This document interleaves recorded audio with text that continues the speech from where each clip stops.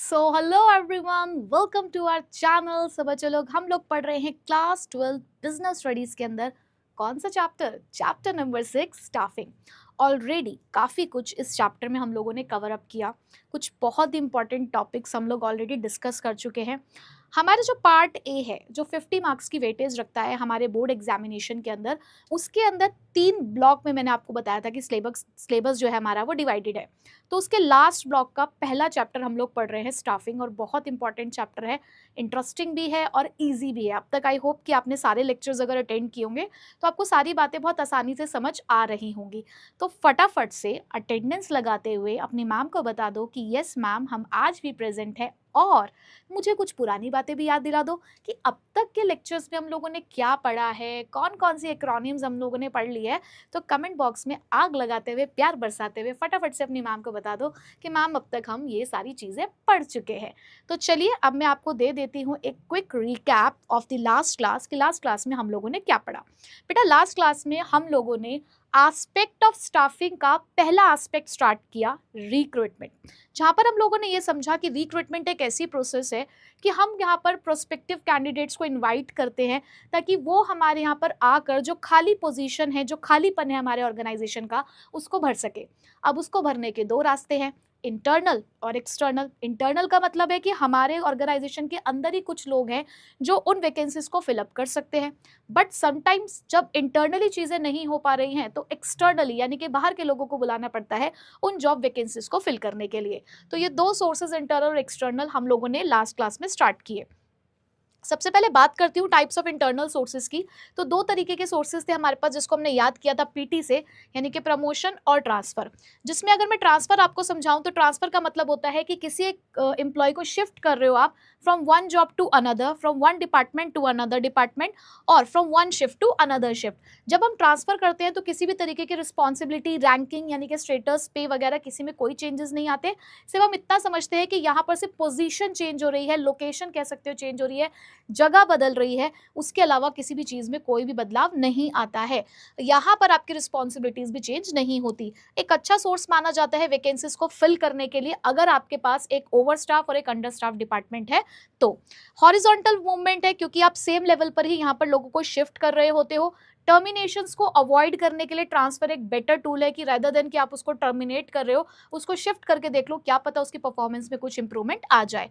ये tool of training भी माना जाता है कि जब हमें हायर जॉब्स के लिए अपने एम्प्लॉयज़ को प्रिपेयर करना हो तो अलग अलग डिपार्टमेंट में उनको शिफ्ट करके हम उनको पूरी ट्रेनिंग दिलवा देते हैं। उसके बाद हम लोगों ने प्रमोशन के बारे में पढ़ा कि प्रमोशन क्या है। यहाँ पर भी शिफ्टिंग होती है एम्प्लॉयज़ की, but to the higher positions, हम ऊपर की तरफ यहाँ पर शिफ्ट करते हैं लोगों को। ये एक वर्टिकल शिफ्टिंग कहा जाता है, और ये एक बहुत ही अच्छा साइकोलॉजिकल इम्पैक्ट क्रिएट करता है ऑर्गेनाइजेशन के अंदर, क्योंकि जब किसी एक का प्रमोशन होता है टू दी हायर लेवल तो चेन ऑफ प्रमोशंस के चांसेस जो होते हैं वो बढ़ जाते हैं लोअर लेवल्स पे। तो ये लोगों को एक खुशी का एहसास देता है।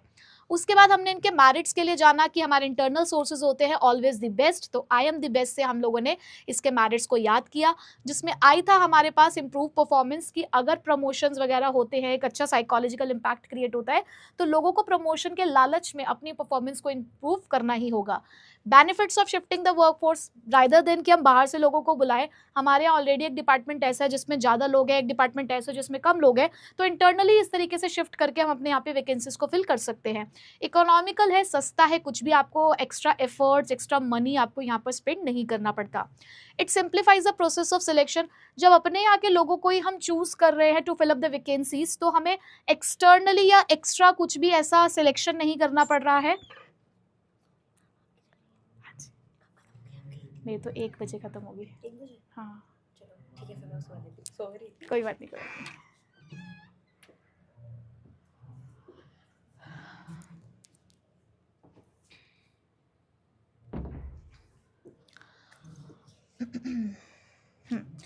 तो क्योंकि यहाँ पर हम लोगों को ऑलरेडी पहले से ही जानते हैं तो सिलेक्शन प्रोसेस हो जाता है हमारा बिल्कुल इजी, ठीक है।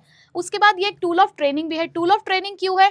क्योंकि यहाँ पर हम लोगों को हायर लेवल ऑफ जॉब्स के लिए प्रिपेयर करते हैं, तो अलग अलग डिपार्टमेंट्स में शिफ्ट करके हम ये काम कर सकते हैं, ठीक है। ओके, नेक्स्ट उसके बाद लेकिन इसके साथ हमें मिलती है कुछ लिमिटेशन, और लिमिटेशन के लिए हमने याद किया एक बच्चों का ड्रीम कॉलेज SRCC, जिसके साथ हमने लगाया lady. So lady Shri Ram college of commerce से हम लोगों ने लिमिटेशन को याद किया, जिसमें नंबर 1 था लेथार्जिक एम्प्लॉयज़ की, जब हमें लगता है कि हमारा ही प्रमोशन होने वाला है तो एंड इन दैट केस जो लोग होते हैं वो लेजी हो जाते हैं, not suitable for the new enterprises. नई ऑर्गेनाइजेशन तो इंटरनल सोर्स का इस्तेमाल ही नहीं कर सकती हैं। ये प्रोडक्टिविटी को रिड्यूस करता है कि अगर हम लोग फ्रीक्वेंट ट्रांसफर्स करते हैं यहाँ पर तो कई हद तक उनकी प्रोडक्टिविटी अफेक्ट होती है। लिमिटेड चॉइस है यहाँ पर कि जो वैकेंसीज है वो इंटरनली जब आप फिल करते हो तो आपके पास फ्रेश टैलेंट आने के चांसेस कम होते हैं। नो स्पिरिट ऑफ कंपटीशन, यहाँ पे किसी भी तरीके का कंपटीशन स्पिरिट नहीं रहता क्योंकि वही सारे लोग होते हैं। ये था इंटरनल सोर्स। अब बात करते हैं एक्सटर्नल सोर्स ऑफ रिक्रूटमेंट के बारे में। एक्सटर्नल सोर्स ऑफ रिक्रूटमेंट के लिए मैंने कराया था रीकैप एमसीडी लॉ। तो अब इसकी एक्रोनिम तो आप लोग ही मुझे बताएंगे कि रीकैप एमसीडी लॉ के अंदर मैंने क्या क्या बताया था। मैं 1 बाय 1 आपको यहाँ पे बताती चलती हूँ कि अब तक मैं क्या पढ़ा चुकी हूँ, क्योंकि एक्सटर्नल के कुछ सोर्सेज हमने छोड़ दिए थे। सबसे पहला था रिकमेंडेशन ऑफ एम्प्लॉयज। यहाँ पर हम कहते हैं कि ऑलरेडी कुछ लोग आपके यहाँ पे काम कर रहे हैं, वैकेंसी खाली दिखी, उन्होंने अपने ऑर्गेनाइजेशन को रिकमेंडेशन दे दिया, एक सजेशन दे दिया कि हमारा कोई फ्रेंड रिलेटिव नोन टू है, अगर आप चाहें तो वो सुटेबल कैंडिडेट हमें लग रहा है, आप उसको बुलाकर रख सकते हैं। दूसरा था एम्प्लॉयमेंट एक्सचेंज। एक ऐसी एजेंसी होती है, एक ऐसा ऑर्गेनाइजेशन है जो गवर्नमेंट रन करती है, जहाँ पर जॉब सीकर जॉब प्रोवाइडर्स दोनों अपनी अपनी रिक्वायरमेंट के अकॉर्डिंग इनके पास रजिस्टर करा के रखते हैं चीज़ें, जहां मैच मेकिंग होती है वहां पर ये उसको सब मतलब ट्रांसफर कर देते हैं एक दूसरे को इन्फॉर्मेशन। बट इसकी एक लिमिटेशन है कि यहाँ पर आउटडेटेड रिकॉर्ड मिल सकता है। कैंपस रिक्रूटमेंट एक बहुत अच्छा सोर्स होता है अपने यहाँ पे वैकेंसीज फिल करने का, अगर आप फ्रेश टैलेंट चाहते हो तो, क्योंकि यहाँ पर वो बच्चे जो अभी अभी पढ़ रहे हैं, अभी अभी उन्होंने लेटेस्ट नॉलेज उन्होंने अटेन करी है, एक्वायर करी है, तो यहाँ से आप कॉलेजेस से यूनिवर्सिटी से बच्चों को अपने यहाँ पर रख सकते हो। ठीक है। उसके बाद एडवर्टाइजमेंट, ये तो बहुत ही वाइडली यूज्ड मेथड है हमारा कि जब हमें बहुत ज़्यादा चॉइसेस की ज़रूरत है, हम हाई लेवल ऑफ जॉब्स के लिए अगर हम जा रहे हैं तो एडवर्टाइजमेंट एक बहुत अच्छा सोर्स हो सकता है हमारे लिए, क्योंकि यहाँ पर हमारे पास वाइडर चॉइस आ जाती है। बट लिमिटेशन ये है कि समटाइम्स अनसुटेबल लोग भी, अनसुटेबल कैंडिडेट्स भी अप्लाई कर देते हैं, पूल ऑफ रिस्पॉन्सेज आ जाते हैं। उसके बाद placement agency.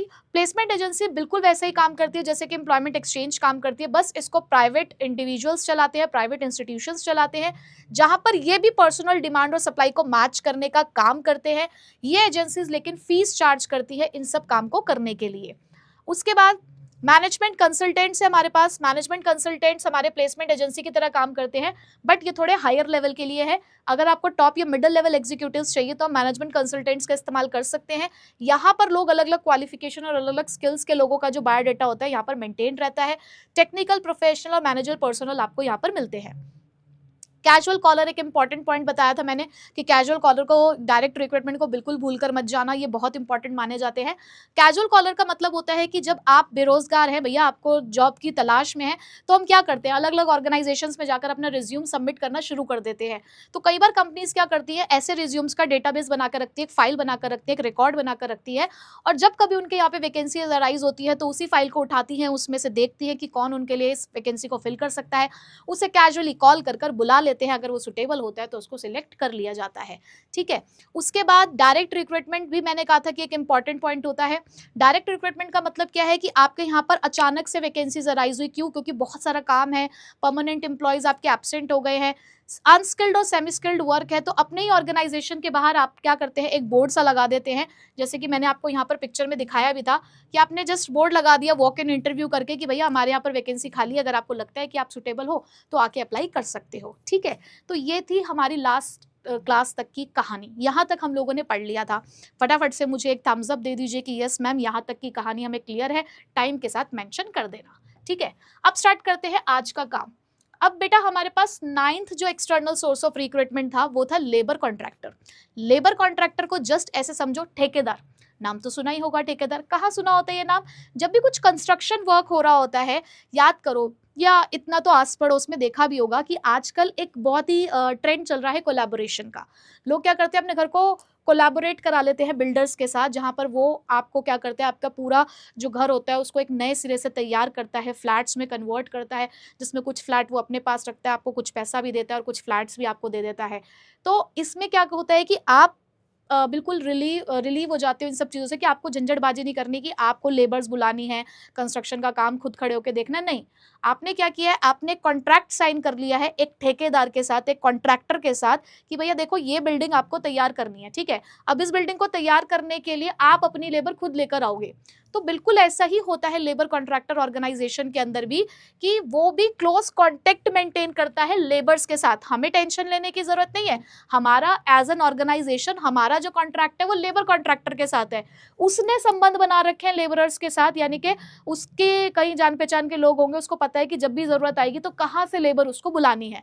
So labour contractor maintain a close contact with the labours, वो क्लोज कॉन्टेक्ट रखता है लेबर्स के साथ, and they can provide the required number of unskilled workers to at a short notice. और कभी भी अगर हमें शॉर्ट नोटिस पर जरूरत पड़ती है तो फटाफट से ये हमारे लिए यहाँ पर बुलवा लेते हैं लेबर्स को। Workers recruited through the labour contractors who are themselves the employees of the organisation. तो यहाँ पर वो ये बता रहे हैं कि जो भी वर्कर लेबर कॉन्ट्रैक्टर ने भी लेकिन अपॉइंट किए होंगे वो भी उस ऑर्गेनाइजेशन के कहीं हद तक एम्प्लॉयज माने जाएंगे, ठीक है, भले वो उससे इनडायरेक्टली उनसे जुड़े हुए हैं। बट इसकी एक डिसएडवांटेज जरूर है। अब डिसएडवांटेज क्या है भैया इसकी डिसएडवांटेज ये है कि जो कॉन्ट्रैक्टर होता है, अगर उससे तुम्हारी बातचीत खराब हो गई, भाई तुमने ठेकेदार से अपनी बातचीत खराब कर ली, तो कहेगा ठीक है जी एक काम करो अपने आप करवा लेना अपना काम। और जैसे ही कॉन्ट्रैक्टर ने दहलीज पार करी तुम्हारी साइट की, उसके पीछे पीछे जो उसकी पूरी लेबर थी वो उसके पीछे पीछे चली जाती है। अब सारा काम फिर तुम्हें खुद ही देखना पड़ेगा, खुद ही सब कुछ अरेंज करना पड़ेगा। तो लेबर कॉन्ट्रैक्टर से बात बिल्कुल भी खराब नहीं करनी है। तो यहाँ पर वही लिखा हुआ है कि इसकी डिसएडवांटेज ये है कि if the contractor himself decides to leave the organisation, अगर उसने ऑर्गेनाइजेशन छोड़ दिया, all the workers employed through him will follow the suit, वो भी उसके पीछे पीछे वही रास्ता अपना लेंगे। अब देखो जरा, ये कह रहे हैं हमारे लेबर कॉन्ट्रैक्टर, ये है उनकी लेबर, सर ये लो full team, mixer, loader, painter सब रेडी है, ठीक है। तो देखो सारे काम कर रहे हैं ये एक साथ। नेक्स्ट, अब आखिरी है हमारे पास, आखिरी तो नहीं है बट हाँ, जब मैंने आपको एडवर्टाइजमेंट पढ़ाया था तो एडवर्टाइजमेंट ऑफ टेलीविजन भी वही है। हालांकि आप कह सकते हो कि ये एक ओल्डेस्ट फॉर्म ऑफ एडवर्टाइजमेंट है, कि पहले के टाइम पे जब वो केबल वाले टीवी चलते थे, आजकल तो सेट टॉप बॉक्स डिजिटलाइज्ड हो गया है सब कुछ और ये सब चीज़ें स्टार्ट हो गई है, लेकिन पहले के टाइम पे जब वो केबल टीवी आया करता था हम सभी लोगों के घर में, तो वहाँ पे कुछ केबल वाले के अपने कुछ चैनल होता था जिसमें हम जो चाहते थे वही मूवी लगती थी, है ना। अगर संडे वाले दिन अगर हमें कोई अपनी पसंद की मूवी लगवानी है तो हम वो लगवा सकते थे, उसके लिए थोड़ा सा एक्स्ट्रा चार्ज हमको देना पड़ता था। तो उसी केबल वाले चैनल के ऊपर जो भी वो चैनल आता था उसके नीचे कुछ वैकेंसीज फ्लैश करती थी कि कोई एक ऑर्गेनाइजेशन है उसमें सेल्समैन की ज़रूरत है, हेल्पर की ज़रूरत है, तो इस तरीके से वैकेंसीज वहाँ पर आया करती थी। तो एडवर्टाइजमेंट ऑफ टेलीविजन भी कई हद तक एक आप कह सकते हो एक type of external source of recruitment है, जहाँ पर अगर कभी भी आपके पास वैकेंसीज है तो सारी आप डिटेल जो अपनी ऑर्गेनाइजेशन की उस जॉब से रिलेटेड वहाँ पर आप एडवर्टाइज कर सकते हो, ठीक है। तो इस तरीके के टीवी पे ऐसी एडवर्टाइजमेंट आया करती थी। नेक्स्ट, ये है हमारे लिए एक न्यू फॉर्म जो आजकल बहुत ही ज़्यादा चलता है, बहुत ही ज़्यादा प्रचलित है, वो है हमारे पास वेब पब्लिशिंग। आप लोगों ने बहुत सारी ऐसी वेबसाइट्स का नाम सुना होगा कि अगर मैं बेरोजगार हूँ, मुझे नौकरी की तलाश है, तो न्यूज़पेपर तो एक सोर्स है ही, बट घर बैठे या रास्ते में आते जाते हुए भी मेरे हाथ में एक यंत्र है और उस यंत्र के अंदर ऐसी बहुत सारी एप्लीकेशंस हैं, अगर मेरे फ़ोन में इंटरनेट चल रहा है तो बहुत सारी ऐसी एप्लीकेशन है जो मुझे दिन प्रतिदिन बहुत सारी एम्प्लॉयमेंट अपॉर्चुनिटीज़ दिखाती है। उन्हीं वेबसाइट्स के बारे में यहाँ पर डिस्कस किया गया है वेब पब्लिशिंग के नाम से। तो एक दो वेबसाइट्स आप लोग भी मुझे बता दीजिएगा। अगर मैं बहुत पुरानी तरीके की बात करूँ तो jobstreet.com, monster.com और आजकल ये हमारा naukri.com, shine.com, indeed, ये सारी वेबसाइट्स ऐसी हैं जहाँ पर जॉब सीकर्स भी हैं, जॉब प्रोवाइडर्स भी हैं। कंपनी अपना पूरा प्रोफाइल यहाँ पर बनाकर रखती है, उनके यहाँ पे कौन सी वैकेंसीज है उस सारी जॉब प्रोफाइल्स यहाँ पर मेंटेन रखती है। At the same time being a job seeker आप लोग भी अपनी पूरी प्रोफाइल यहाँ पर मेंटेन रखते हैं, ताकि अगर कभी भी लगता है कि यार हमारे मैचिंग की ये जॉब है या हम एलिजिबल है तो वहाँ पर हम जाकर अप्लाई कर सकते हैं, और ये वेबसाइट्स भी हमें रिकमेंडेशंस देती रहती है, ठीक है। So there are certain websites specifically designed and dedicated for the purpose of providing the information about both the job seekers and the both job opening, मतलब ऐसी बहुत सारी वेबसाइट है जो बनाई ही इसी पर्पस के लिए गई है कि अगर आपको नौकरी की तलाश है तो आपको नौकरी मिल जाएगी, अगर आप किसी को काम करवाना चाहते हैं, आपके यहाँ पे जॉब ओपनिंग्स है, तो आप भी यहाँ पर आकर अपना जो एडवर्टाइजमेंट है, मतलब जो भी आपका डेटा है वो सबमिट कर सकते हो।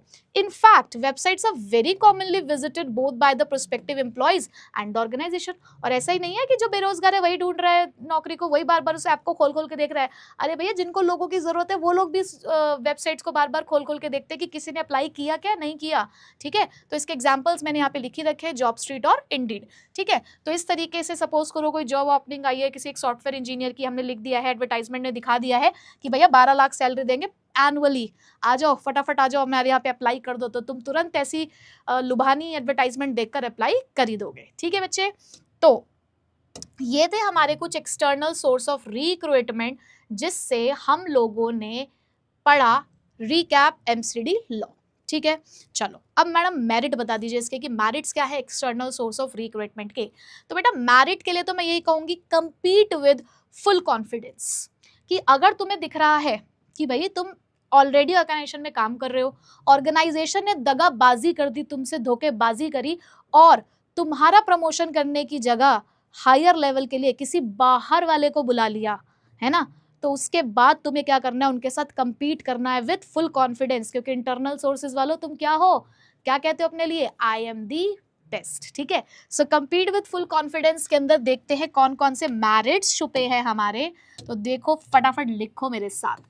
तो बेटा सी से है यहाँ पर कॉम्पिटेंट पर्सनल, ठीक है, सी से है कॉम्पिटेंट पर्सनल, डब्ल्यू से है बेटा वाइडर चॉइस, एफ से है फ्रेश टैलेंट और सी से है कॉम्पिटिटिव स्पिरिट।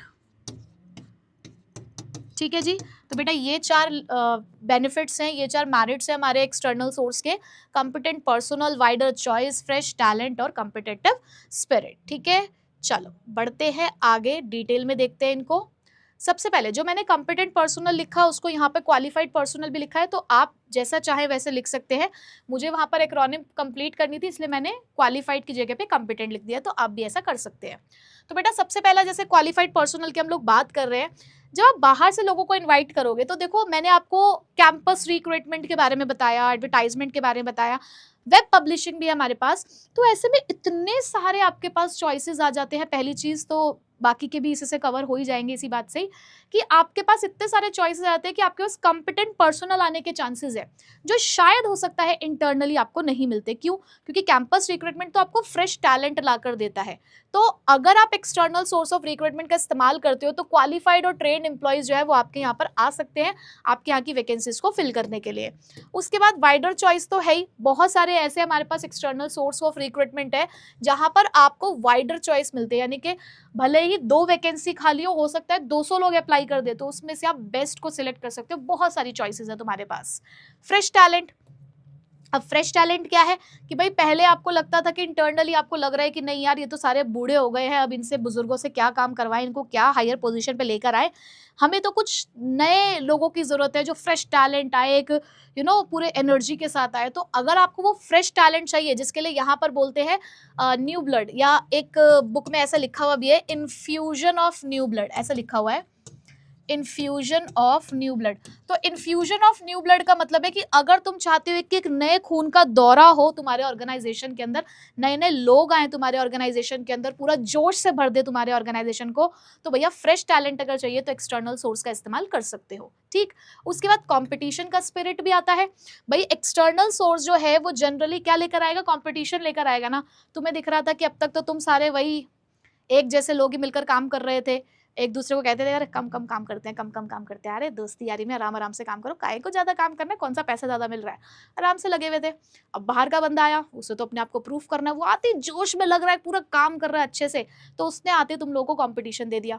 अब जब वो आया, वो अच्छा काम करके दिखा रहा है, बॉस की नजरों में अच्छा बन के दिखा रहा है, तो तुमको भी तो वही करना पड़ेगा। तो पूरे ऑर्गेनाइजेशन में कॉम्पिटिटिव स्पिरिट आ जाता है, जो एग्जिस्टिंग एम्प्लॉयज होते हैं उनके अंदर भी एक जोश आ जाता है कि यार हमें भी अब कम्पीट करना है, एक बार तो इसको जॉब पोजीशन मिल गई, आगे के प्रमोशंस हम लोग इसके पास नहीं जाने देंगे, तो हम अपनी परफॉर्मेंस को इम्प्रूव करेंगे और पूरे जोश के साथ काम करेंगे। तो वो जो हल्के हो गए थे सारे, लेजी हो गए थे, ढीले पड़ गए थे सब, अब उन सब के अंदर क्या हो गई है, एनर्जी आ जाती है। क्यों? क्योंकि बाहर से लोग आ गए, तो बाहर से जब लोग आते हैं तो हलचल तो मचती मचती है। ठीक है, सो समझ आ गया सबको? Okay, very good. चलिए, अब डीमेरिट्स के लिए हम लगाएंगे अपनी एलसीडी स्क्रीन। क्या लगाएंगे? LCD screen. तो एलसीडी से याद रखना है आपको क्या, demerit of external source of recruitment. जैसे बेटा एल से हमारा क्या मतलब है, एल से हमारा मतलब है लेंदी प्रोसेस। क्या है? Lengthy process. सी से है कॉस्टली और डी से है डिससेटिस्फैक्शन। डिससेटिस्फैक्शन किसके बीच में? Among existing employees. डिससेटिस्फैक्शन है किसके बीच में? Among the existing employees. आई बात समझ में? तीन क्या है पॉइंट्स? एल से है लेंदी प्रोसेस, सी से है कॉस्टली और डी से है dissatisfaction among the existing employees. चलिए अब बढ़ते हैं आगे। तो बेटा सबसे पहले है यहाँ पर लेंदी प्रोसेस। अगर मैं अब लेंदी प्रोसेस की बात करूँ तो लेंदी प्रोसेस कैसे है, अभी मैं आपको पूरा यहाँ पर प्रोसेस समझाने वाली हूँ सिलेक्शन का। ऐसा नहीं है कि रिक्रूटमेंट ऐसे ही हो जाता है, रिक्रूटमेंट में भी आपको बहुत टाइम लगता है कि पहले आपने एक न्यूज़पेपर में एडवर्टाइजमेंट दी होगी, 5-10 दिन का टाइम दिया होगा, फिर आप लोगों ने 5-10 दिन वेट किया होगा, लोगों की एप्लीकेशंस आ रही होंगी, आप एप्लीकेशंस को कलेक्ट कर रहे होगे, तो काफ़ी लंबा टाइम लगता है जब बाहर से किसी को सिलेक्ट करते हो, क्योंकि ऐसी थोड़ी किसी को भी अपने ऑर्गेनाइजेशन में काम करने के लिए रख देंगे, ऐसी थोड़ी तुम्हारी मम्मी तुम्हारे लिए वधू चुन लेंगी, मम्मी भी बहुत समय लेंगी अगर बाहर से किसी को चुन रही होंगी तो, क्योंकि आजकल तो वैसे ही ज़माना बहुत ख़राब हो गया है, तो बहुत लंबा चौड़ा टाइम लगता है। प्लस बेटा कॉस्टली भी है। कॉस्टली कैसे है? आप जब एडवर्टाइजमेंट देते हो तो आपको पता है ना, एक एक वर्ड के हिसाब से पैसे लगते हैं, तो कहीं ना कहीं एक कॉस्ट इन्वॉल्व है जब आप एक्सटर्नल सोर्स का इस्तेमाल करते हो। आपने जब किसी और के थ्रू अगर तुम्हारी मम्मी तुम्हारा रिश्ता कराएगी तो बेटा वो भी तो कमीशन लेगा या नहीं लेगा, है ना, उसको भी तो तुम्हें कुछ देना पड़ेगा या नहीं देना पड़ेगा, तो कॉस्टली होता है। वही तुम खुद ढूंढ के ले आओगे तो अच्छी बात है ना, पैसा बच जाएगा हर जगह का। उसके बाद डिससेटिस्फैक्शन होता है। डिससेटिस्फैक्शन किसके बीच में? Among the existing employees. अब मैं सोच रही थी, मैं इतनी मेहनत से इतने सालों से अपने स्कूल में काम कर रही हूँ कि यार कल को तो जब प्रिंसिपल की पोस्ट खाली होगी मुझे ही मिलेगी, मुझे ही मिलेगी, मुझे ही मिलेगी, बट वही लोग धोखेबाज, मेरे स्कूल वाले धोखेबाज, धोखाधड़ी कर दी, मुझे प्रमोट ना करके किसी और को बाहर से बुला लिया और उसको प्रिंसिपल रख लिया यहाँ पर। तो मेरे अंदर एक डिससेटिस्फैक्शन आएगा नहीं आएगा कि यार मैं इतना अपना पसीना बहा रही हूँ, इतनी मेहनत कर रही हूँ इन लोगों के साथ इतने सालों से, सिर्फ इस उम्मीद पर कि कल को मेरा प्रमोशन होगा, बट इन्होंने मुझे प्रमोट ना करके किसी बाहर वाले बंदे को हायर पोस्ट के लिए रख लिया, तो ऑब्वियसली एक डिससेटिस्फैक्शन क्रिएट करता है अमंग द एग्जिस्टिंग एम्प्लॉयज। ठीक है, तो देखिए एक बार जरा लेंथी प्रोसेस क्या कहती है। Recruitment from the external source take a long time. The business has to notify the vacancies. पहले तो आपको नोटिफिकेशन देना पड़ेगा वैकेंसी का, वेट करना पड़ेगा एप्लीकेंट्स को कि वो अपने यहाँ पर हमारे यहाँ पर आकर अप्लाई करें, देन हम सिलेक्शन की प्रोसेस पे जा पाएंगे। कॉस्टली प्रोसेस है, लॉट ऑफ मनी आपको स्पेंड करना होता है एडवर्टाइजमेंट के ऊपर और एप्लीकेशंस को प्रोसेस करने के ऊपर। डिससेटिस्फैक्शन है, एक्सटर्नल रिक्रूटमेंट डिससेटिस्फाइड करता है, फ्रस्ट्रेशन क्रिएट करता है एग्जिस्टिंग एम्प्लॉयज के बीच में। कब? When they feel that there chance of promotions are reduce, जब उन्हें दिखने लग जाता है कि यार उनके जो चांसेस हैं प्रमोशन के वो क्या हो गए हैं, रिड्यूस हो गए हैं। ठीक है जी, सो फटाफट से बेटा थम्स अप कर दो, thumbs up thumbs up thumbs up कि yes ma'am external source of recruitment हमें क्लियर है, जल्दी से कर दो ताकि मुझे पता रहे कि हाँ ऐसे ऐसे टॉपिक्स के साथ साथ आप लोग मेरे साथ आगे बढ़ते जा रहे हैं। अब अगला बड़ा ही इंटरेस्टिंग एक और प्रोसेस, ये धमाकेदार चैप्टर इसलिए भी है क्योंकि एक ही चैप्टर में 2 प्रोसेस सिखा रहे हैं। ये देख लो कितने नालायक हैं कि हम ऑलरेडी इतनी प्रोसेस पढ़ पढ़ के परेशान हो गए हर एक चैप्टर में, इन्होंने हमें डबल धमाका देके एक ही चैप्टर में 2 प्रोसेस दे दिए। एक आपने स्टाफिंग प्रोसेस पढ़ ली, अब ये सिलेक्शन प्रोसेस लेकर आए हैं तुम्हारे लिए। तो चलो ज़रा सिलेक्शन प्रोसेस की तरफ बढ़ते हैं, और सिलेक्शन प्रोसेस ना तुम्हें फिर से मोटिवेट करेगी। आज तुम इतनी मेहनत कर रहे हो, क्यों मेहनत कर रहे हो? अपने कुछ सपनों को पूरा करने के लिए। वो सपने तुम्हारे खुद के भी हो सकते हैं, तुम्हारे पेरेंट्स के भी हो सकते हैं, कुछ तो तुम करना चाहते हो अपनी ज़िंदगी में, कुछ हासिल करना चाहते हो ना, तो खूब मेहनत करो। और मेहनत करके अगर तुम जहाँ तक पहुँचना चाहते हो वहाँ तक तुम सिलेक्ट हो गए, तो सिलेक्शन की प्रोसेस की एक्रोनिम तुम्हें फिर से ये याद दिलाएगी कि हाँ हमें कुछ करना है। क्या? देखो ज़रा सिलेक्शन की एक्रोनिम क्या है। पढ़ो, सीखो, एक रात सक्सेस मनी ज़रूर चल कर आएगी तुम्हारे पास। आज पढ़ो, आज मेहनत करो, कोई बात नहीं लेक्चर्स में लग रहा है टाइम, 1-1 घंटे का लेक्चर है, बहुत टाइम लगता है सुनने में समझने में, कोई बात नहीं यार, ये तो सिर्फ शुरुआत है, अभी तो बहुत कुछ करना है। आज की मेहनत तुम्हें कल सक्सेस देगी ना, तो पढ़ो, सीखो, एक रात ऐसी जरूर आएगी जिस दिन सक्सेस और मनी जरूर तुम्हारे पास चल कर आएगी। ये जरूर नहीं है, जरूर है ना, जरूर चल कर आएगी तुम्हारे पास, ठीक। तो ये सिलेक्शन प्रोसेस हमें कर रही है मोटिवेट। तो देख लेते हैं इसके क्या क्या है स्टेप्स। चलो जी, अरे वाह, चलो देखो बेटा, तो सबसे पहला जो हमारा पी है, पी से होता है प्रीलिमिनरी स्क्रीनिंग। पी से है हमारे पास प्रीलिमिनरी स्क्रीनिंग। घबराना नहीं कि मैडम ऐसे लंबे चौड़े वर्ड्स हैं, भारी भरकम से वर्ड है, सब समझाऊंगी, चिंता मत करो। एस से है बेटा सिलेक्शन प्रोसेस, एस से है सिलेक्शन प्रोसेस। ई से है हमारे पास एम्प्लॉयमेंट इंटरव्यू, ठीक है, ई से है हमारे पास एम्प्लॉयमेंट इंटरव्यू। आर से है हमारे पास reference and background checks, R से है हमारे पास रेफरेंस एंड बैकग्राउंड चेक्स, ठीक है जी। देन उसके बाद हमारे पास एस से है सिलेक्शन डिसीजन, ठीक। फिर उसके बाद है मेडिकल एग्जामिनेशन, मेडिकल एग्जामिनेशन। अब लास्ट में जे और हमारे पास सी है, उसको मैं यहाँ लिख देती हूँ क्योंकि वहाँ पे हो सकता है आपको ढंग से ना दिखे। तो जे से है हमारे पास जॉब ऑफर, और सी से है बेटा हमारे पास कॉन्ट्रैक्ट ऑफ एम्प्लॉयमेंट। बेटा लिख लो, समरी नोटबुक में लिखते लिखते पॉइंट्स याद होते हैं, ठीक है। तो मैं अभी साइड हो जाती हूँ, स्क्रीनशॉट भी ले लो, और एक बार खुद से अगर लिख रहे हो तो लिख भी लो वीडियो को स्टॉप करके। सो आई होप कि आप लोगों ने स्क्रीनशॉट तो ले ही लिया होगा। तो बेटा पी से है प्रीलिमिनरी स्क्रीनिंग, एस से है सिलेक्शन प्रोसेस, ई से है हमारे पास सॉरी सिलेक्शन प्रोसेस नहीं है बेटा, ये सिलेक्शन टेस्ट है, सॉरी माय मिस्टेक, ये है सिलेक्शन टेस्ट, ठीक है। ये दोबारा से स्क्रीनशॉट ले लो, चलो। हाँ जी, तो एस से हमारे पास सिलेक्शन टेस्ट, ई से हमारे पास एम्प्लॉयमेंट इंटरव्यू, आर से है reference and background checks, S से है सिलेक्शन डिसीजन, एम से है मेडिकल एग्जामिनेशन, जे से हमारे पास जॉब ऑफर, और सी से है कॉन्ट्रैक्ट ऑफ एम्प्लॉयमेंट, ठीक है। तो इसी तरीके से दोबारा से देख लो, पढ़ो लिखो, सॉरी पढ़ो सीखो, एक रात सक्सेस मनी जरूर तुम्हारे पास चलकर आएगी। चलो, तो देखो बेटा, इस तरीके से हम फ्लो चार्ट भी बना सकते हैं। Preliminary screening, selection test, employment interview, reference and background check, selection decision, medical test, job offer और कॉन्ट्रैक्ट ऑफ एम्प्लॉयमेंट, ठीक। चलो, अब ये रेफरेंस एग्जाम्पल रहेगा मेरा। एग्जाम्पल में आपको बाद में एक बार बताऊंगी, पूरा एग्जाम्पल है पूरी प्रोसेस के साथ। सबसे पहले मैं आपको यहाँ पर चीजें सिखा देती हूँ, समझा देती हूँ। देखो हुआ क्या, आपने किसी जॉब के लिए अप्लाई किया, रिक्रूटमेंट की प्रोसेस स्टार्ट हुई थी किसी कंपनी के अंदर, वो खत्म हुई, अब सिलेक्शन पे आते हैं। अब सिलेक्शन पे आते हैं, सबसे पहले पॉइंट के साथ कंपनी क्या करती है, कंपनी करती है प्रीलिमिनरी स्क्रीनिंग, जिसको हम लोग यहाँ पर बोलते हैं छटनी, ठीक है, सफाई कर रहे हैं हम यहाँ पे बेसिकली।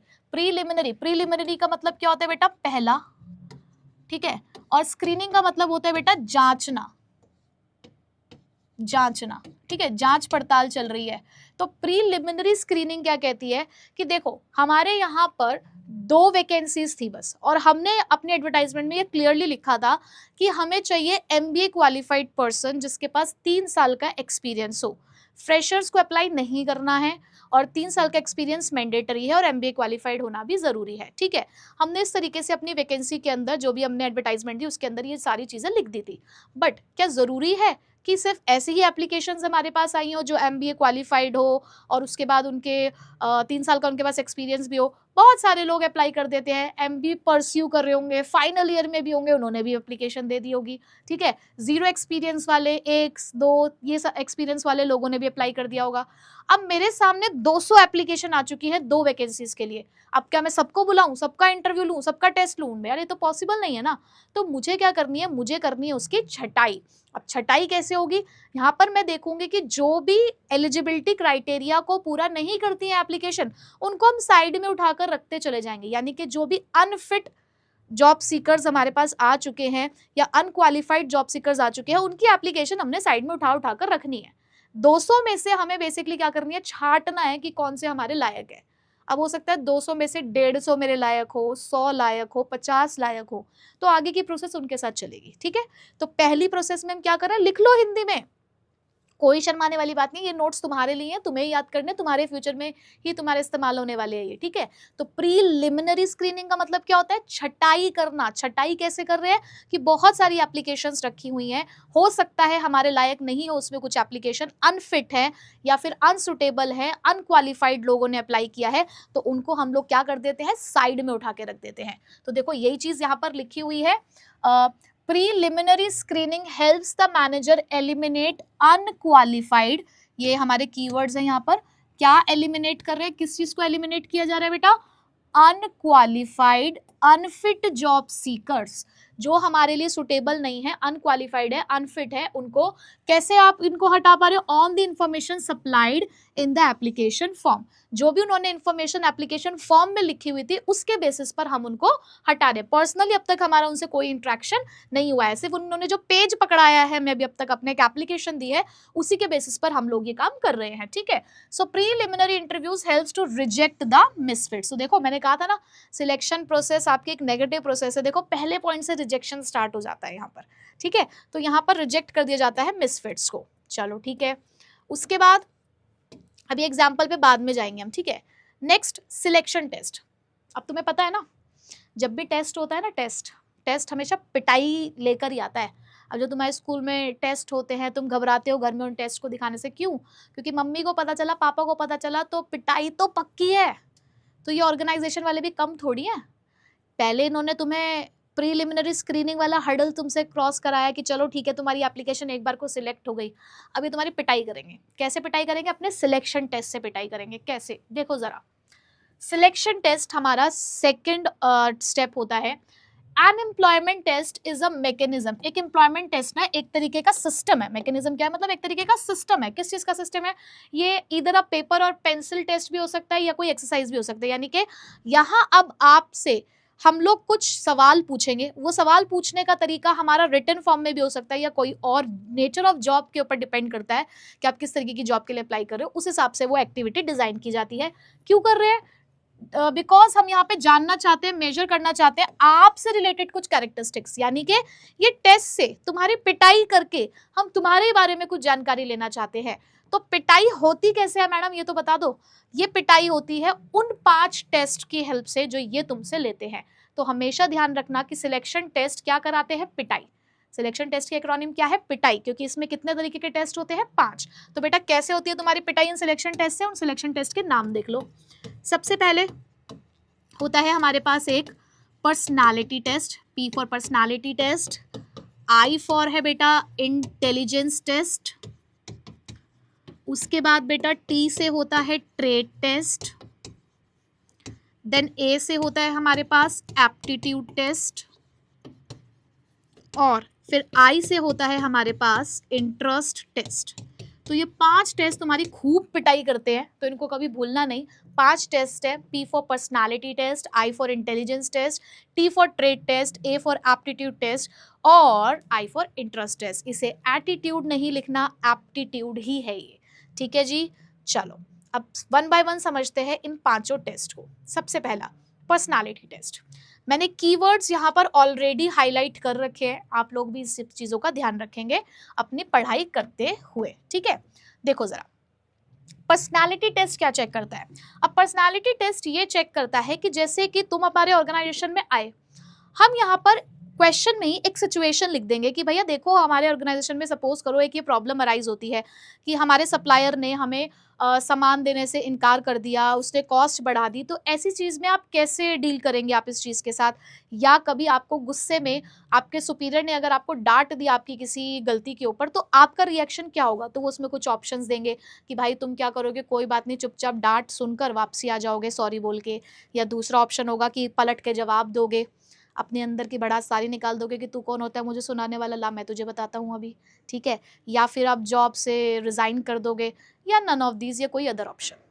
तो जो भी आपने यहाँ पर ऑप्शन टिक किया होगा उससे वो लोग चेक करेंगे कि आपका किसी भी सिचुएशन के सामने आपका रिएक्शन कैसा है, आप इमोशनली कैसे हैं, आपका वैल्यू सिस्टम कैसा है, कहीं आप ऐसे तो नहीं हो कि प्रॉब्लम को देखकर दुम दबाकर भाग जाते हो, या तुम ऐसे तो नहीं हो कि जरा जरा सी बात पर रोने बैठ जाते हो, या तुम कहीं बदतमीज तो नहीं हो। तो ये सारी आपकी जो पर्सनालिटी है ओवरऑल, उस पर्सनालिटी को जज किया जाता है with the help of this personality test, जहां पर वो कुछ इसी तरीके के क्वेश्चंस डिजाइन करते हैं ताकि आपकी जो ओवरऑल पर्सनालिटी है वो निकल कर बाहर आ सके। So personality test provides the clues to a person's emotion, हर रिएक्शन, हर क्या, ये हिज रिएक्शन भी हो सकता है, maturity and the value system.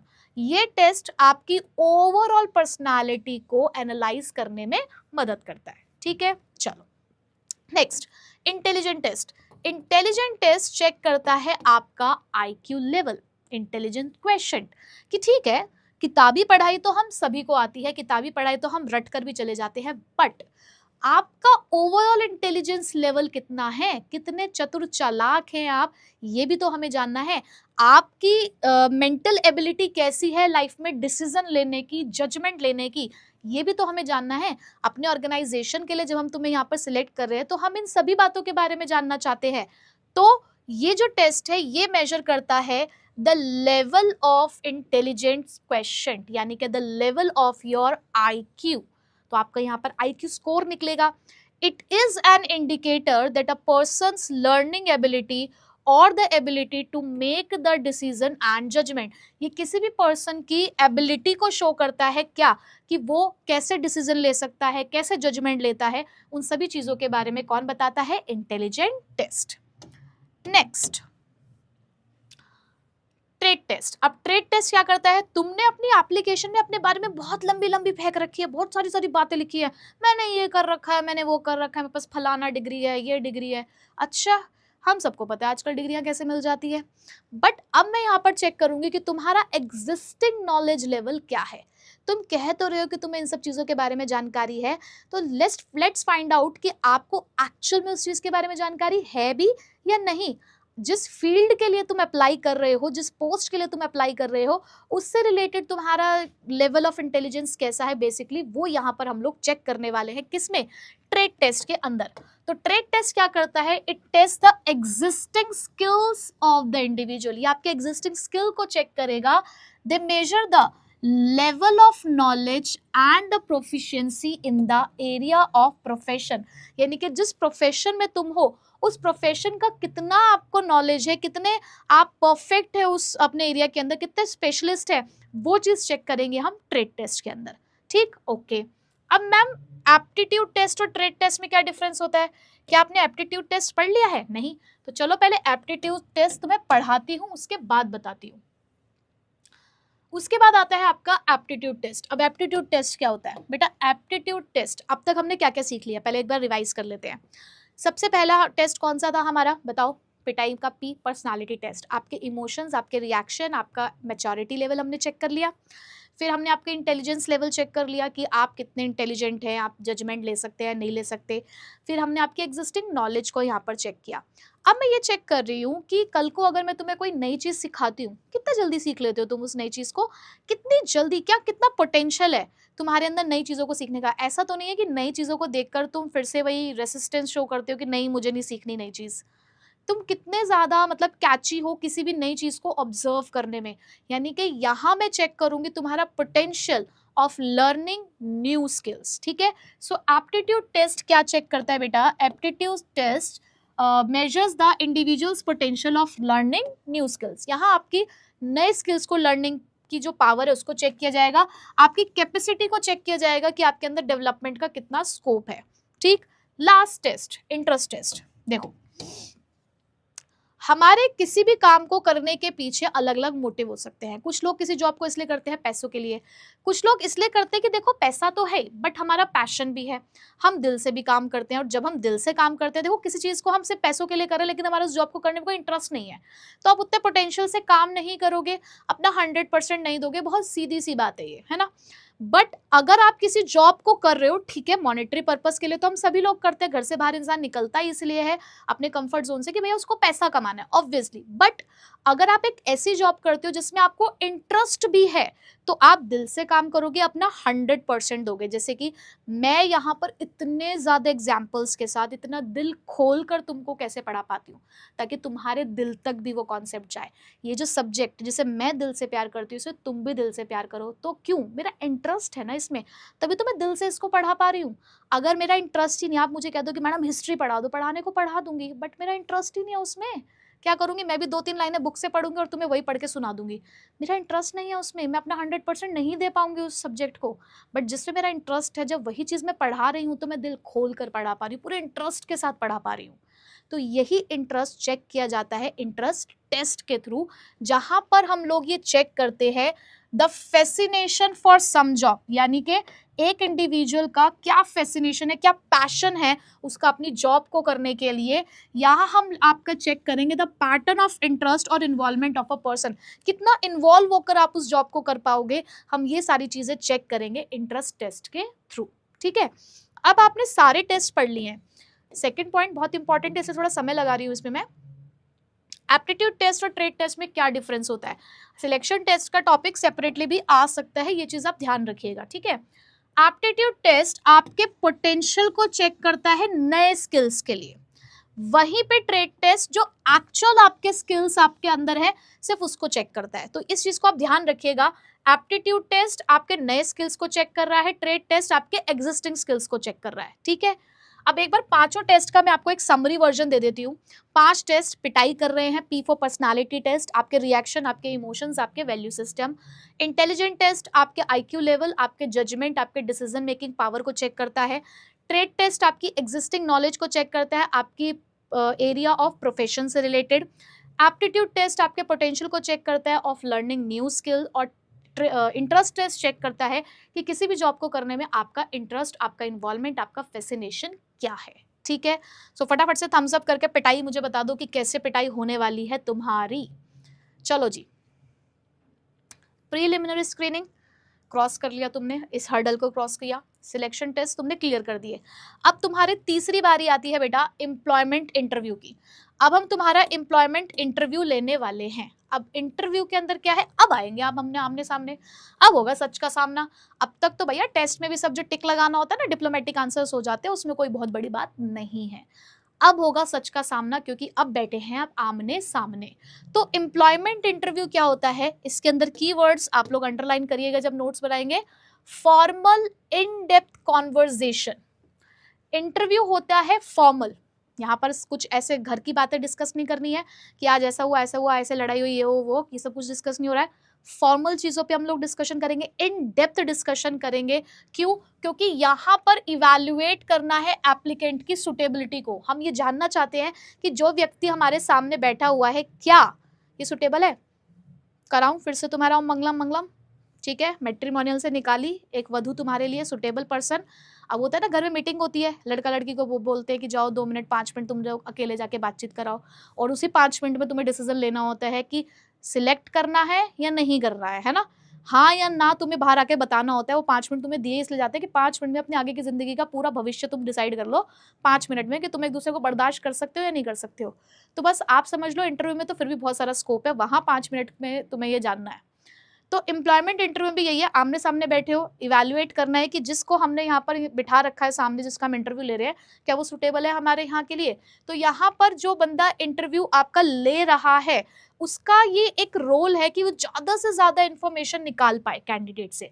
वहीं पे जो बंदा इंटरव्यू दे रहा है, उसको भी यही करना होता है कि वो भी जानना चाहते हैं ऑर्गेनाइजेशन के बारे में। तो कहीं ना कहीं दोनों एक दूसरे के बारे में यहाँ जानना चाहते हैं under the point of employment interview. ठीक है जी, 3 पॉइंट क्लियर हुए, आगे चलते हैं। अब आगे बारी आती है हमारे पास next, reference and background checks. ठीक है, तुमने इंटरव्यू भी क्लियर कर लिया, तुमने ये सारे काम कर लिए, इंटरव्यू वगैरह हमारा सब बहुत बेहतरीन तरीके से हो गया। अब हमें तुम्हारे बारे में और जानकारी निकालनी है कि ठीक है, जो तुम दिखा रहे हो वही हो ना, तुमने अपने रिज्यूम में लिखा है ये इस कंपनी में काम करा है, उस कंपनी में काम करा है, इतना एक्सपीरियंस है, उतना एक्सपीरियंस है। अरे भाई रुको, लिखने को तो मैं बहुत कुछ लिख दूं, चेक तो कर लूं मैं सब बातें सही है या नहीं है। तो यहाँ हम तुम्हारा बैकग्राउंड चेक करते हैं, अरे तुम कहीं क्रिमिनल बैकग्राउंड से तो नहीं हो, कहीं कर दो यहाँ पर हमारा भी काम खराब। तो ये सारी चीज़ें यहाँ पर चेक की जाती हैं। बहुत सारे एम्प्लॉयर्स जो होते हैं वो आपसे रिक्वेस्ट करते हैं कि हमें नेम्स दो, एड्रेस दो, टेलीफोन नंबर्स दो, किस चीज़ के रेफरेंस दो, ताकि हम यहाँ पर वेरीफाई कर सके इन्फॉर्मेशन को कि जो तुमने इन्फॉर्मेशन दी है हमें एप्लीकेशन पे, जिसके बेसिस पर आज तुम हमारे सामने बैठे हुए हो, तो हमें तुम्हारे बारे में वेरीफाई करना है और तुम्हारे बारे में थोड़ी सी और जानकारी लेनी है कि तुमने अगर वो ऑर्गेनाइजेशन छोड़ा तो क्यों छोड़ा, उसके पीछे क्या रीज़न था। अरे वहाँ पर वो 2 को मार कर आया था, 2 की पिटाई लगा कर आया था, कहीं यहाँ पे आकर भी ऐसा ही ना कर दे। तो भाई तुम्हारे बारे में कुछ जानकारी हमें लेनी है, तो हम तुमसे नाम मांगेंगे, ठीक है। अब ये लोग कौन हो सकते हैं, ये लोग तुम्हारे जान पहचान के लोग हो सकते हैं, जैसे कि तुम्हारे टीचर हो सकते हैं, यूनिवर्सिटीज़ के प्रोफेसर हो सकते हैं, या जिस पुरानी जगह पर जहाँ तुम काम करते हो तो वहाँ के भी लोगों के बारे में तुम यहाँ पर रेफरेंस दे सकते हो, ठीक है। चलो जी, रेफरेंस एंड बैकग्राउंड चेक भी हो गया है। अब क्या करना है मैडम, अब बेटा सिलेक्शन डिसीजन होगा। अब इतना सब कुछ कर लिया तुमने, अब तुमने इतना सब कुछ कर लिया। देखो मेरे एग्जाम्पल में तुम्हें दिखाऊं, फाइनल डिसीजन कई बार क्या होता है कि एक बंदा ना समोसे खिला रहा था सबको, समोसे खिला के उसे सबको इम्प्रेस कर दिया। एक बंदा इतनी डिग्रियां लेके बैठा हुआ है और एक बंदा सिर्फ सबको समोसे खिला रहा है, तो कई बार समोसे खिला देने से भी नौकरी लग जाती है, तुम्हें पता है ना। चलो सिलेक्शन डिसीजन में अब क्या है, this is the final decision. यहाँ पर आप ले रहे हो फाइनल डिसीजन, क्योंकि आपने बहुत कुछ कर लिया, बहुत तड़पा लिया उन बेचारों को, बेरोजगारों को। तुमने उनकी प्रीलिमिनरी स्क्रीनिंग कर ली, उनकी एप्लीकेशन की, उनकी पिटाई कर दी सिलेक्शन टेस्ट की हेल्प से, उनका आपने इंटरव्यू भी ले लिया, पूरा सच का सामने करके तुमने इतने सवाल जवाब किए उनके साथ, उनका पुराना सब कुछ पास्ट भी जान लिया, रेफरेंस और बैकग्राउंड चेक भी हो गया। अब तो उनको सिलेक्ट कर लो, तो यहाँ पे सिलेक्शन डिसीजन होगा। और एक कंसर्न्ड मैनेजर होता है जो इस पूरी प्रोसेस में इन्वॉल्व होता है, क्योंकि कहीं ना कहीं उसी के व्यू पॉइंट्स को हम लोग यहाँ पे कंसिडर करेंगे, क्योंकि उसी ने पूरी इन डेप्थ उस की जो परफॉर्मेंस है सिलेक्शन प्रोसेस में, क्योंकि उसी ने यहाँ पर देखी होगी। तो यहाँ पर हम लोग सिलेक्शन डिसीजन ले लेते हैं कि किसको हम सिलेक्ट करना चाहते हैं। अब जिसको हम सिलेक्ट करना चाहेंगे, अब कुछ जॉब्स के अंदर होता है मेडिकल एग्जामिनेशन की भैया कुछ ऐसी बीमारी ना हो आपको कि कल को जिस जॉब के लिए हम आपको सिलेक्ट कर रहे हैं, अगर आपको कोई मेडिकल प्रॉब्लम है तो कोई ऐसी बात ना हो जाए, या कोई ऐसी मेडिकल प्रॉब्लम तो नहीं है जो दूसरों को भी बीमार कर सकती हो। तो बहुत सारे ऐसे सर्कमस्टांसेस होते हैं। तो बहुत सारी कंपनीज जो होती हैं वो ये जानना चाहती है कि जो एम्प्लॉय हमारे यहाँ पर आ रहा है काम करने के लिए वो मेडिकली फिट हो, ठीक है। सो सिलेक्शन डिसीजन लेने के बाद और जॉब आपके हाथों में सौंपने से पहले कैंडिडेट को एक और हर्डल को क्रॉस करना है, उसको एक और टेस्ट देना है जो कि ये बताएगा कि क्या वो मेडिकली फिट है या नहीं। तो जॉब ऑफर उसी कैंडिडेट को दी जाएगी जो डिक्लेयर हो जाएगा medically fit after the medical examination, ठीक है। तो आपका मेडिकल एग्जामिनेशन भी होगा। अगर अब तुमने ये वाला हर्डल भी क्रॉस कर लिया, ये वाली तुमने बाधा भी पार कर ली, तो अब बस खुश हो जाओ, अब तुम्हें हो गया है जॉब ऑफर। कहते हैं ना अपॉइंटमेंट लेटर मिल गया, खुश होके आते हैं, मम्मा अपॉइंटमेंट लेटर मिल गया, देखो आपके बेटे की जॉब लग गई है। ये कंफर्मेशन लेटर होता है। एक कह देना मुझसे कि ठीक है तुम्हारी जॉब लग गई, अरे यार कल को तुम मुकर गए तो, बट जब हाथ में वो लेटर आ जाता है या फोन पे वो सॉफ्ट कॉपी आती है तो एक खुशी मिल जाती है ना कि देखो हम तो सिलेक्ट हो गए। तो जॉब ऑफर वही है जहां पर आपको एक लेटर ऑफ अपॉइंटमेंट मिल जाता है, यानी कि आपको बता देते हैं हम तारीख कि भैया इस दिन से तुम आज से बेरोजगार नहीं हो, तुम्हें रोजगार मिल चुका है, मुबारक हो, तुम अब देश के विकास में तुम भी मदद करने वाले हो। तो लेटर ऑफ अपॉइंटमेंट मिल गया है, कंफर्मेशन हो गई है कि आपने भी हमारी जो जॉब को एक्सेप्ट कर लिया है, हमने आपको रख लिया और आप भी हमारे यहाँ पर आने के लिए रेडी है। तो इस लेटर में जनरली क्या लिखा होता है, डेट लिखी होती है, टाइम लिखा होता है कि किस दिन आपको अपनी ड्यूटी पर आना है और किस टाइम पर रिपोर्ट करना है, ठीक। उसके बाद आखिरी पॉइंट क्या है, अब देखो अब तुम्हें हमने सिलेक्ट कर लिया है, अब एक एग्रीमेंट बनना बहुत ज़रूरी है। कुछ बातों पर हम लोग पहले से ही बैठ के बातचीत कर ले तो अच्छा रहेगा, ताकि कल को किसी भी तरीके का मतभेद ना हो। तो लास्ट में बहुत सारे ऑर्गेनाइजेशन एक एम्प्लॉयमेंट का कॉन्ट्रैक्ट बनाते हैं, जहाँ पर कंपनी के रूल्स और रेगुलेशंस लिखे होते हैं कि क्या कर सकते हो, क्या नहीं कर सकते हो, इस ड्यूटीज़ के अंदर आपको कौन से रूल्स फॉलो करने पड़ेंगे, क्या आपका काम रहेगा, वो सारी चीज़ें वहाँ पर लिखी होती हैं। सो जैसे जॉब ऑफर होता है, कैंडिडेट को एक्सेप्ट करना होता है ऑफर, तो कुछ डॉक्यूमेंट्स भी हमें चाहिए होते हैं जो हम यहाँ पर बनाते हैं। और इन documents one such documents is the attestation form. उन्हीं में से एक डॉक्यूमेंट एक अटेस्टेशन फॉर्म भी होता है। और यहाँ पर हम लोग कॉन्ट्रैक्ट ऑफ एम्प्लॉयमेंट बनाते हैं, जिसके अंदर आपकी जॉब का टाइटल लिखा होगा, क्या पोजीशन है, क्या ड्यूटीज़ है आपकी, क्या रिस्पॉन्सिबिलिटीज रहेगी, कितने पैसे हम आपको देंगे, अलाउंसेस क्या क्या मिलेंगे, आपके काम करने का टाइम पीरियड कितना है, कैसे छुट्टी ले सकते हो, बीमार हो गए तो क्या कर सकते हो, ग्रीवेंसेस आपकी कैसे सॉल्व करेंगे हम, तो वो सारी बातें यहाँ पर लिखी होती है जिसको दोनों लोग साइन करेंगे, एम्प्लॉय भी और हमारा एम्प्लॉयर भी। ठीक है जी। तो बेटा ये थे हमारे 7 पॉइंट्स टोटल आपके सिलेक्शन प्रोसेस में। अब मैं आपको इसको एक रियल एग्जाम्पल के साथ आपको कनेक्ट करके दिखाती हूँ और उसके बाद हमारी आज की क्लास बेटा कंप्लीट। ठीक है, बस जहां तक आपने इतना पेशेंस के साथ मेरे साथ पढ़े हो, थोड़ा सा और लो, मैं तुम्हारे लिए ताली बजा देती हूँ क्योंकि तुम बहुत मेहनती हो कि तुम पूरा पूरा लेक्चर देखते हो बैठ के आराम से। चलो एक आखिरी एग्जाम्पल के साथ इसको कंप्लीट करते हैं। तो एग्जाम्पल है एक फिटबज, एक फिटनेस इक्विपमेंट कंपनी है जो लगातार बढ़ रही है दिल्ली के अंदर। ये कंपनी अपने यहाँ पर सेल्स एग्जीक्यूटिव रखना चाहती है जो कि क्लाइंट्स को हैंडल करे, उनके साथ डील को क्लोज करे और आगे की लीड्स के साथ फॉलो अप करे। तो चाहिए कौन इन्हें? सेल्स एग्जीक्यूटिव चाहिए। ठीक है, अब इन्होंने क्या किया, फिटबज ने अपने एचआर ने 250 एप्लीकेशन उसको मिल गई, उसने एडवर्टाइजमेंट दी, 250 एप्लीकेशन आई, लोगों ने अप्लाई किया। अब इन 250 में से उन्होंने छटनी करी और 180 एप्लीकेशंस को उन्होंने यहाँ पर क्या कर दिया, 180 एप्लीकेशंस को उन्होंने यहाँ पर सिलेक्ट किया। क्यों? क्योंकि बाकियों के साथ वो सेल्स बैकग्राउंड ही नहीं दिखा, किसी में सेल्स बैकग्राउंड नहीं दिखा, किसी में कम्युनिकेशन स्किल्स नहीं दिखे, किसी किसी का रिज्यूम तो बहुत ही गलत तरीके से बना हुआ था और कॉपी कर रखा था उन्होंने किसी का। तो अब उन्होंने 180 में से भी now they are left with the 70 shortlisted candidate, मतलब पहले 200 में से भी 180 एप्लीकेशन ली, 180 में से भी जब छाटा वाटा तो 70 ही बची। ठीक है, तो फर्दर टेस्टिंग के लिए 70 बची। तो इसका मतलब आप क्या कह रहे हो, प्रीलिमिनरी स्क्रीनिंग क्या होता है? फिल्टर करना, filtering out the unfit candidate in the first round. Filtering, this is a good word for the preliminary screening, आप लिख सकते हो फिल्टरिंग। ठीक है, चलो अच्छा, प्रीलिमिनरी स्क्रीनिंग के बाद क्या किया उन्होंने? प्रीलिमिनरी स्क्रीनिंग के बाद उन्होंने भी पिटाई करी होगी। तो अब 70 कैंडिडेट को उन लोगों ने टेस्ट के लिए बुलाया। ठीक है, जिसके अंदर उन्होंने जब एप्टीट्यूड टेस्ट लिया, बेसिक मैथ और लॉजिक वगैरह उन्होंने चेक किया। सेल्स स्टिमुलेशन चेक करने के लिए उन्होंने बोला कि अच्छा चलो पेन को बेच के दिखाओ, डंबल को बेच के दिखाओ। कम्युनिकेशन चेक करने के लिए उनसे वर्बल और रिटन एग्जाम लिया। तो जब ये रिटन एग्जाम लिया तो उसमें से भी 25 कैंडिडेट जो थे उन्होंने ये टेस्ट जो है वो अच्छे मार्क्स के साथ उन्होंने सिक्योर किया। तो सिलेक्शन टेस्ट में हम लोगों ने क्या किया, चेक किया मेंटल एबिलिटी को, जॉब की नॉलेज को, कम्युनिकेशन स्किल्स को, जो इस जॉब को करने के लिए जरूरी थी। जरूरी नहीं है हर किसी के वो पांचों ही टेस्ट होंगे, जो आपकी जॉब की रिक्वायरमेंट के अकॉर्डिंग होगा वो टेस्ट लेना है। ठीक है, तो 70 में से 25 ने सिलेक्शन टेस्ट को क्लियर किया। अच्छा, फिर उसके बाद क्या हुआ, 25 कैंडिडेट्स का इंटरव्यू लिया। तो उसमें से एक कैंडिडेट रोहित था, उसने इंप्रेस किया। कैसे? कॉन्फिडेंटली बोल रहा था, पास्ट एक्सपीरियंस जो था उसका था उसके पास जिम इक्विपमेंट्स को बेचने का। ठीक है, हैंडल कर रहा था टफ टफ क्वेश्चन को बहुत अच्छे से, जैसे कि what if a client keeps rejecting your calls, अगर कोई क्लाइंट आपके कॉल्स को रिजेक्ट पे रिजेक्ट करे तो आप क्या करोगे? तो उसने इसका बहुत ही अच्छे तरीके से उसने आंसर दिया। So the interview panel shortlist 5 candidates including Rohit, तो उन्होंने रोहित के साथ साथ 5 और लोगों को यहाँ पर सिलेक्ट किया। सो क्या था interview? Face to face evaluate करना एटीट्यूड, कॉन्फिडेंस और पर्सनालिटी। ठीक, अब उन 5 का रेफरेंस चेक होगा। तो एचआर ने रोहित के पिछले एम्प्लॉयर को कॉल किया जो कि फ्लेक्स जोन जिम का ऑनर था। तो वहां पे उन्होंने उससे पूछा कि क्या रोहित पंक्चुअल है, क्या उसने सेल्स टारगेट पूरे किए, क्या उसकी कोई कंप्लेन है उसके बिहेवियर से रिलेटेड। तो रेफरेंस में पॉजिटिव नोट मिला, तो उन्होंने कंफर्म कर दिया कि रोहित ही हमारे लिए वो सिंसियर एम्प्लॉय बनने के लिए सही है।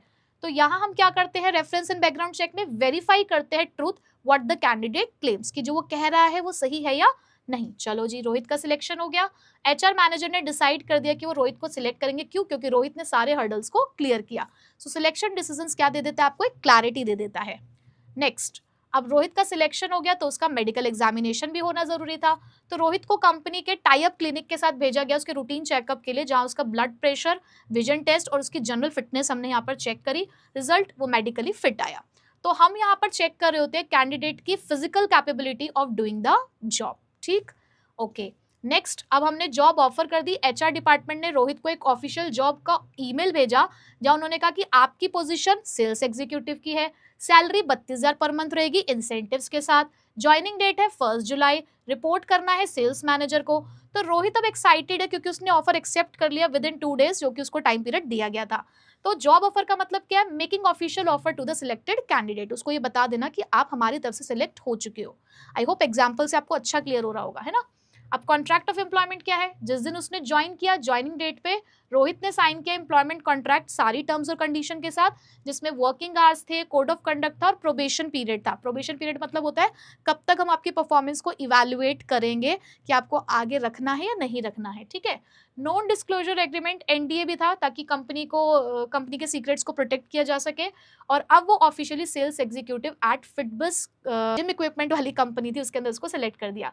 तो बेसिकली कॉन्ट्रैक्ट ऑफ एम्प्लॉयमेंट एक लीगल कंफर्मेशन है आपकी एम्प्लॉयमेंट और आपकी रिस्पॉन्सिबिलिटीज की। तो बेटा आई होप कि आपको आज जो हमने remaining external source of recruitment पढ़े और जो हमने आज सिलेक्शन की प्रोसेस पढ़ी वो आपको अच्छे से समझ में आ गई होगी। सो मिलेंगे अब आपसे नेक्स्ट क्लास में इसके आखिरी टॉपिक के साथ और उसी के साथ हमारा चैप्टर भी कंप्लीट हो जाएगा। तब तक यहाँ तक को अच्छे से प्रिपेयर कर लो, सारे लेक्चर्स इन डेप्थ देखो, सारी एक्रोनिम्स को अच्छे से याद करो, ठीक है। So till then take care, bye bye.